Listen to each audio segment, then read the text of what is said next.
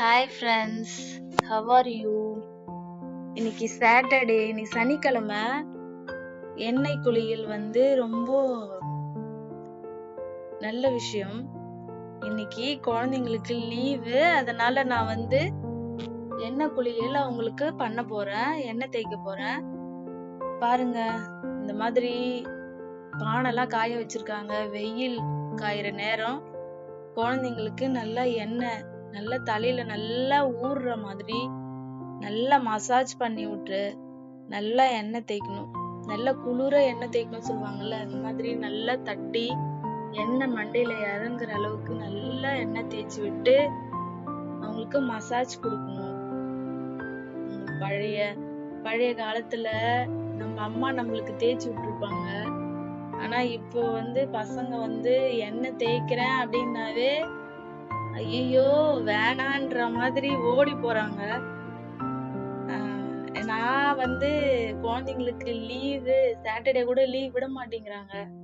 என்னைக்காச்சும் Saturday leave விட்டாங்கன்னா அவங்களுக்கு எண்ணெய் தேய்க்காம விடுறதே இல்லை, மிஸ் பண்றதே இல்லை. இந்த மாதிரி நீங்களும் அட்லீஸ்ட் அவங்க வீட்டுல இருக்கிற டைம்லயாவது அவங்களுக்கு எண்ணெய் தேய்ச்சி விட்டு எண்ணெய் குளியல் பண்ணுங்க. ரொம்ப நல்லது. இளநரெல்லாம் வரவே வராது எண்ணெய் குளியல் பண்ண. ஷாம்பு அது இதுன்னு போட்டு நம்ம தலைக்கு குளிக்கிறத விட இந்த மாதிரி எண்ணெய் நல்லா ஊற வச்சு ஒரு 1 hour கிட்ட ஊற வச்சு வெயில்ல போய் நல்லா ஊற வைக்க சொல்லுங்க. ஊற வச்சுட்டு அதுக்கப்புறம் தலைய நல்லா ஒரு ஷியக்கா போட்டு தலைய வாஷ் பண்ணா உடம்புக்கு ரொம்ப குளிர்ச்சியான ஒண்ணு.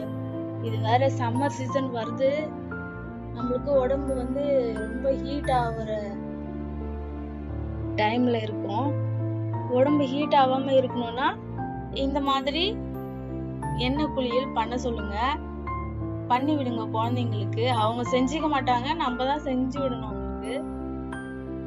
பாருங்க, சீயக்கா இந்த மாதிரி நம்ம வீட்லயே அரைச்சிட்டு காய வச்சு நானும் மிஷின்ல கொடுத்து அரைச்சிட்டு வந்தேன். இந்த சீயக்காவை சாதம் வடிச்ச தண்ணி இருக்கு பாத்தீங்களா, அதை மிக்ஸ் பண்ணி நல்லா கொஞ்ச நேரம் ஊற விட்டுருங்க. நல்லா ஊற வச்சுட்டு அதுக்கப்புறம் ஒரு 10 நிமிஷம் 15 நிமிஷம் ஊற விட்டுட்டு அதுக்கப்புறம் குழந்தைங்களுக்கு அதை நல்லா தேய்ச்சு குளிக்கிறதுக்கு நல்லா இருக்கும்.